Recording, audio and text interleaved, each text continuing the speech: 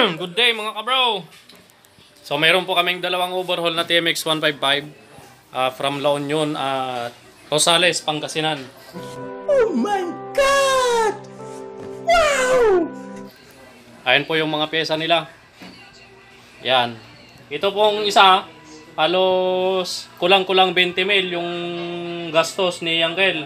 Dahil yung mga pyesa niya is puro original. Original na connecting rod, notch bearing. Tapos original na block, original na ring.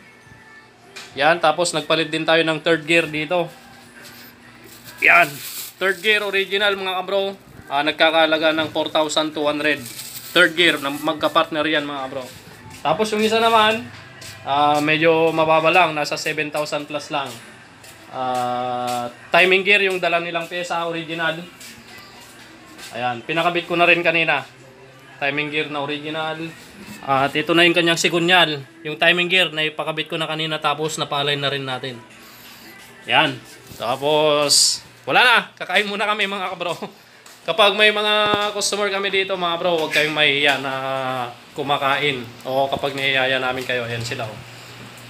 From La Union, si kabro, yung dalawang nakaputi. At si Uncle, ito, nahihiya pa kanina eh. Ayun o. Okay, kain muna kami. Kaya kapag yung mga nihihaya namin na customer, kakain ng tanghalian, sigurado mahapunan. Yan, dito na kumakain. Yan. Kain muna mga kabro.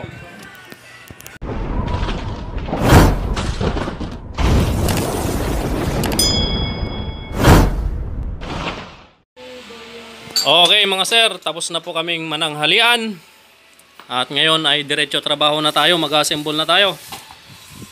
So iisa-isahin ko lang yung mga papalitan natin dito sa motor ng Uncle from Rosales. Magkano gastos mo dito Uncle? Masakit din sa bulsa no?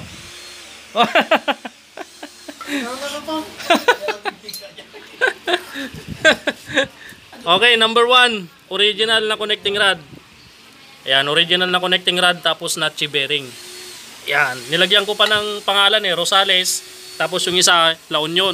Kasi sinabay ko silang dinala doon sa pinagpalainan natin, baka magkapalit. Kaya yan, may pangalan pa yung sigunyal niya, Rosales. Okay. At yung nagpalitan ng Uncle, ito, yung connecting rod niya. Yan yung box ng connecting rod. Okay. Ganito kalala yung pin ng connecting rod ng Uncle. Yan. Brungol. Hukay na hukay mga kabro. Yung nagpalitan na bearing, timing gear.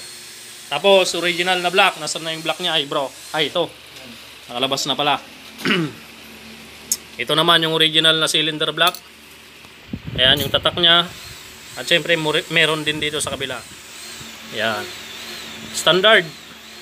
At yung kanyang piston ring. Art piston Japan, pang contact point. At original na piston ring. Yan. Labas na natin isa-isa. Tapos siyempre yung mga gasket original yan. Original, center, side at block. Yan na lahat. Tapos piston ring nung sa kabila. Original din na standard. Tapos magneto set na original. Yan, ihiwalay na natin dahil baka may lagay ko lahat to doon sa isang motor lang. So, supra na. Mamaya na. Diyan ka muna, baka lumipad. Tapos, ano pa? Third gear. Ito, third gear mga kabro, mag-asawa. Ang presyo po ng third gear, 4,200 pair. Mag-asawa na yun mga bro, partner na. Yan. Partner na yan mga kabro. Third gear. Dahil yung third gear ng motor ng Uncle, ito na may mga rib-rib na rin. Ito pa sana, main shaft. Kaya lang wala tayong mabiling partner nito. Itong malaking gear na to ng Primera. Meron naman mabibiling ganito. Itong main shaft lang. Kaya lang itong gear na to, itong malaki, wala. Mas maganda pa rin sana kung partner yung mabibili natin, pati itong malaki. Kaya lang wala tayong mabili. Kaya ito muna ang kabit natin. Di bale sinabi ko kay Uncle, yung Primera mo naman, konting abanti lang, cambio na. Kaya tatagal pa naman to. Depende na lang kung magpiprimera siya ng 1 kilometro Masisira na to. Wala na, sira na yung motor niya. Kaya ito pa rin ang kakabit natin. Nagpalit din tayo ng valve seal at clutch damper nito. Napalitan na ni Brother Lito. Goods na. Tapos, timing gear. Ang ginamit po nating timing gear sa motor niyang ay Skygo. At yung kanyang number ay 3132. Yan. Itong 3132, mas makinis yung gear kaysa sa 3334. Yan yung po yung pagkakaiba ng timing gear na Skygo. 3132 kaysa sa 3334. Mas makinis yung mga ngipin nito. Yan. Okay. So mag-assemble na po mga bro. Ayun, konti lang yung ginastos ni Kabro pero mahal din yung timing gear niya. Nasa 5,000 din yung set niya. Yan. Ito po yung original na timing gear. Nakakabit na. Pinakabit na natin kanina doon sa pinagpa-alignan natin. At yung kanyang partner. Yan, yung cam gear. Ang gagamitin natin cam gear pin dito ay yung stock pa rin niya. Dahil makinis pa naman yung cam gear pin niya. Yan. Nasaan na yung cam gear pin niya? Ayun. Yan. Makinis pa itong cam gear niya, wala pang kanal to. Kaya ito pa rin ang gagamitin natin. Oy, natanggal yung washer. Yan. So wala na mga kabro, mag-assemble na po kami. At hindi ko na may isa-isa na ipapakita sa inyo yung pag-assemble natin dahil dalawa to. Baka pag habang nagbibideo akong nag-assemble, abutin na naman kami ng alas 10 ng gabi. Kagaya doon sa Rider 150 ng Tiga Ordaneta City, Pangasinan. Okay, assemblein ko na to mga kabro. Papakita ko na lang sa inyo mamaya kapag tapos na napandar na natin yung isa. Tapos yung isa naman. Okay, shoutout muli sa mga customer po natin. Ayan. Boss, ano nagan mo? Oliver. Lapos. Si Boss Oliver Lapos. Si Uncle from Rosales. Hagidorn. Yun. Sige boss. Ha? Brian Lapos. Magkapatid kayo? Gapos. Ay, Gapos. Magkapatid kayo? Magkabsat. Ha? Ay, mag-ama, bro. Ay, mag-ama. Ang bira. Mag-ama pala yan. Akala ko magkapatid oh. Bira, hindi nalalayo yung itsura nila. Baby face kasi papa niya. Sana all. Oh, sana all baby face kagawad. Nasaan ka na? Okay, so assembling ko na to. Mamaya na lang ulit mga bro. A few moments later. Okay. So mga bro, tapos na po namin yung isang makina from La Union. So bale, nauna kasi silang dumating kanina 5:30 ng umaga. Tapos nahuli si Uncle lang 30 minutes. Kaya nauna ng 30 minuto itong motor nila. Kaya nauna din na buo yung makina niya. Ayan, sa Tiga La Union. At shoutout po kay Boss from Europe. Ano pangalan ni Boss pala? Romel. Boss Romel. Ayun po. Long distance watching from Europe. Yun, nasa cellphone no, nanonood. Oh my God! Wow! Boss Romel, maraming salamat po sa tiwala dito sa aming laboratorio. Sunod na natin itong motor ng Uncle Engelbert. Engelbert Bangal? Hagidorn. Ay, Hagidorn kayo. Hagidorn, yun. Assemblein na rin natin itong kanyang makina. Ito yung in-overhaul natin ngayon na pinakamalaki ang gastos. Uncle, mano amin? Porto plus 15. 19,200. Plus kerosene, 19,400. Kulang-kulang na lang 20 mil na. Okay. Assemblein na rin natin to mga bro. Yeah.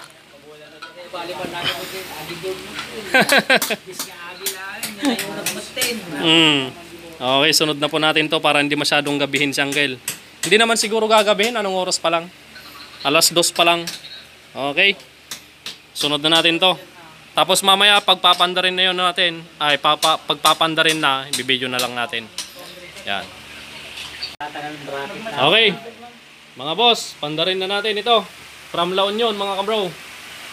Sige bro. Wala natin gagawin kundi papandarin na lang yan. Hamad ka, parang Yamaha lang ito na pinapandar. Oo. Sige nga. Sige nga. Ay! Oo nga. Parang Yamaha. Bira. Boss Mengay. Paano naging Yamaha yung Honda yan? Ay, oo nga no. Oo. Maingay. Hindi, parang lang, parang. Sobrang maingay. Napakaganda mga bro. Maingay na buto. Oh, napaka-smooth. Maingay lang yung tambutso mga kabro. Yan. Ayun o. Shoutout po kay boss. Okay na po yung motor nyo. From Europe. Ayun po si boss. From cellphone lang nakatawag. Yan. Thumbs up. Okay na. Okay na po, okay na. Bro, konting rev mo nga konti lang. Yun o. Napakaganda mga kabro. Okay, road test muna bro. Tapos i-readjust na lang natin mamaya. Tapos tapusin ko na rin to. So, susunod na rin natin tong motor ni Uncle. Sana maging ganun din yung andar nitong makina ng Uncle. Let's go. Abuin na rin natin to. Tapos na yun. Successful. Smooth na yung makina ng motor ni boss. Yan. Tapusin na rin natin to. One eternity later. Tumulan na nga mga kabro. Ayan. Sana tumigil din ng ulan para hindi mabasa sa ulan si Uncle mamaya sa kanyang pag-uwi. Ayan po si Uncle Hagidorn from Rosales, Pangasinan. Tapos na rin yung makina ni Uncle. Yan, kinakabit na lang yung mga dapat ikabit tapos pwede na natin pandarin. Yan. Yung dalawang tigalaon yon, yung dalawang mag-ama ay umuwi na. Sana hindi sila mabutan ng ulan. Ayan, umuwi na po sila. Okay na po yung motor nila, smooth na. Maraming salamat din po kay boss yung nasa Europe. Maraming salamat po sa tiwala at dinala nyo dito yung inyong TMX 155. Yan, pandarin na rin natin to pagkatapos ng mga ikakabit pa nila. Yan. Okay bro, so papandarin na rin natin yung motor ni Uncle. Ayan, pandarin mo na brother yung motor ni Uncle at para makauwi na rin si Uncle. Ayun, nag-helmet na. Uwing-uwi na si Uncle.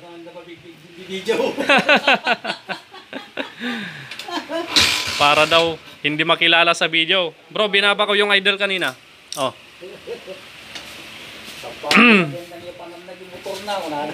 Yan, ito po yung from Rosales si Uncle. Yan. Andyan naman pala yung clam ng hose bro. Akala ko hindi na ilaga. Akala ko wala. Yung alambre. Yan.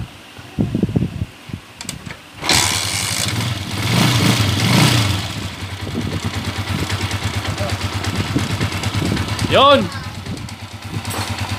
Okay na Uncle, break in muna to ha. Break in pa lang. Takbong pogi. Yun o. Thank you. Ingat Uncle sa biyahe. Yun.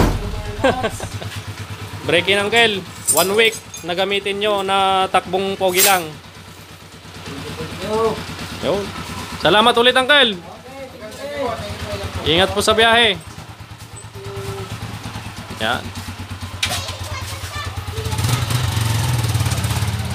Umuwi na po si Uncle from Rosales, Pangasinan.